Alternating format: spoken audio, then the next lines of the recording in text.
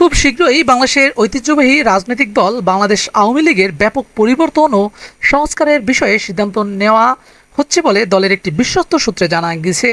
তবে এ সময়ে সভাপতি কিংবা সাধারণ সম্পাদকের দায়িত্ব পালনের সিদ্ধান্তের বিষয়ে এখনও কোনো চূড়ান্ত সিদ্ধান্ত পৌঁছাতে পারেনি। বারবার ঘাত প্রতিঘাত থেকে ফিরে দাঁড়ানো এই দলটি আওয়ামী লীগের একাধিক সূত্র থেকে জানা যায়, দেশের চলমান রাজনৈতিক অস্থিরতার এমন পরিস্থিতিতে আওয়ামী লীগের হাল ধরতে পারেন এমন সম্ভাব্য তালিকায় রয়েছেন সাবেক রাষ্ট্রপতি আব্দুল হামিদ, নারায়ণগঞ্জ সিটি কর্পোরেশনের সাবেক মেয়র সেলিনা হায়াৎ আইভী, দেশের প্রথম প্রধানমন্ত্রী তাজউদ্দিনের আহমেদের এক সন্তান এবং গোপালগঞ্জ জেলা আওয়ামী লীগের সাধারণ সম্পাদক ও বর্তমান বাংলাদেশ আওয়ামী লীগের অ্যাডভাইজার জিএম শাহাবুদ্দিন আজম সহ বেশ কয়েকজন।